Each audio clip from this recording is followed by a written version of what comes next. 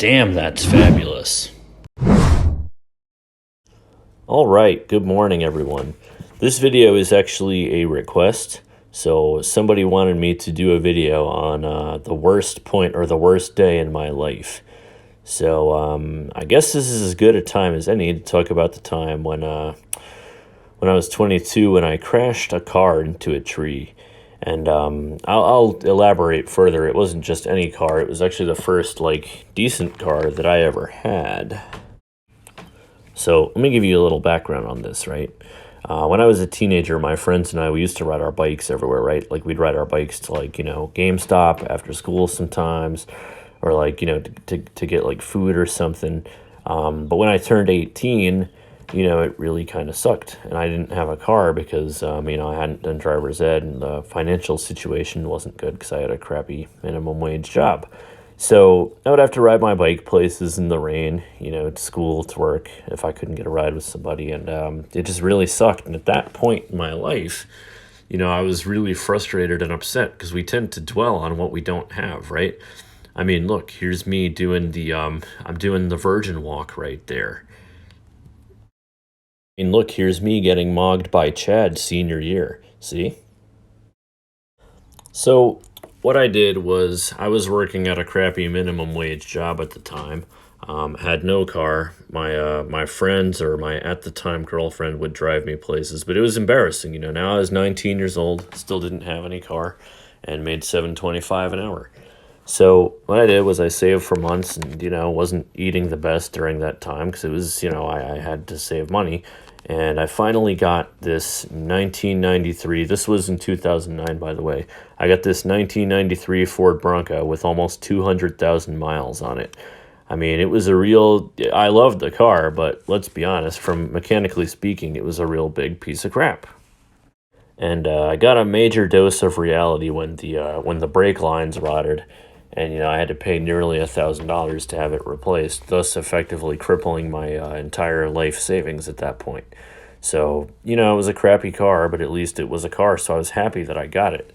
But it didn't, I just wanted to point out that, getting the car, you think that, that one thing you're missing in your life is going to, fix your life entirely. But, it really, I had some other problems at that age, too.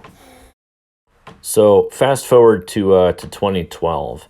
I'd saved a bunch of money, right? I'd been working two jobs while going to school, roughly working, effectively counting school and the work, almost 90 hours a week. So I finally got some money to get a down payment and actually get a car with a warranty. So I got this 2002 Ford Explorer Sport that I was really interested in, and man, I tell you, this thing was my pride and joy at the time. I was it had the heated seats, it had the moon roof, four-wheel drive. I'd take my friends out in this thing. I loved this car. Unfortunately, though, it would be short-lived having this car because I was still working, roughly 90 hours a week. I had one job where I worked at a grocery store during the daytime. Then I'd have school. Then I'd go to another job, at night, and I'd be done, around 6 in the morning. So it had been exactly 1 month since I'd bought the car before this happened. I was driving home from my second job, probably around 6 in the morning, and I just collapsed.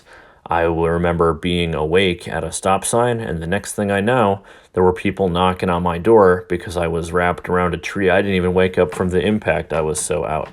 Now, I wasn't hurt, but this car, that I worked all this time and I'd worked so hard for, had been completely destroyed. And I got to tell you, the cops were telling me to go to the hospital. I refused medical attention because I didn't want to spend any more money than I already had.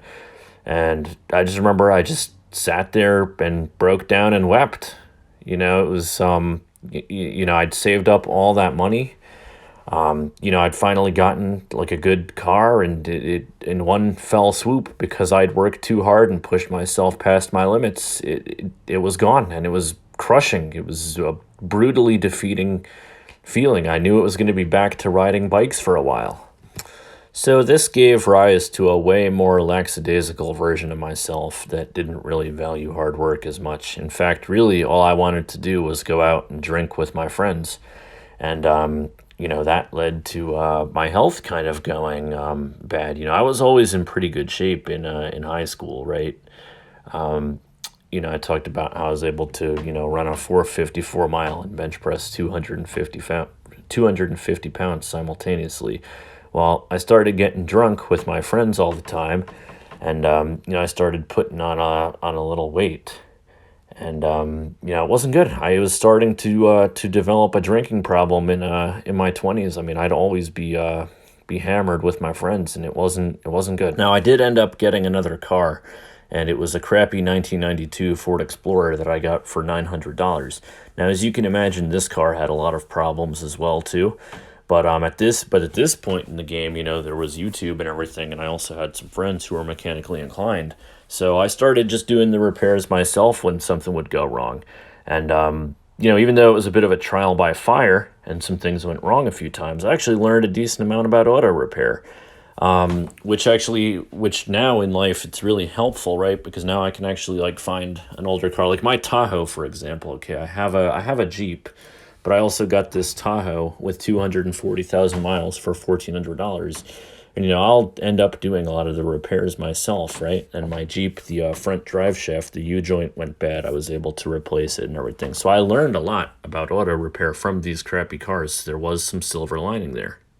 It even got to a point where, people around town knew that I was good with this kind of stuff. And like in this picture here, my friend or one of the managers at one of the stores I worked at paid me an entire shift to, go out and change his brakes while I was at his store, and he, paid me and bought me lunch.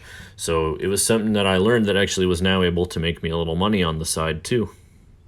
So the end result was I ended up, still working crazy hours until I became a manager at a retail store and was able to make enough money to actually get myself, a pretty nice car. I got this Jeep that I still have to this day, right? I got that back in 2013.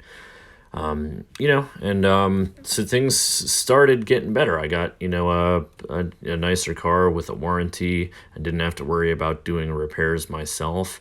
And, had some savings in the bank for once. But, my point, I guess, with this whole story is that, on the day that happened, it felt like something that I'd been working for years, really, had just fallen apart all in one fell swoop. And, I'm not too proud a man to admit that, I cried, at that moment in time, it really felt like everything, it was over. I really, I don't want to say that I thought about roping, but like I wasn't motivated to do anything. I just wanted to go out and drink and cope, you could say. But, I didn't. I mean, I kept doing what I had to do, working 70 hours a week, 90 hours a week sometimes until I got to a good point in life. So I guess the point of this is like, whatever the lowest point in your life is, I don't really think it's over until it's over. So anyway, that's the story about the worst time in my life, and I'll see you guys in the next video. Oh yeah, and one last thing. Here's my latest gym maxing results. So I hadn't kept you guys in the update in a while, but I'm still going, and this is my results 3 months in.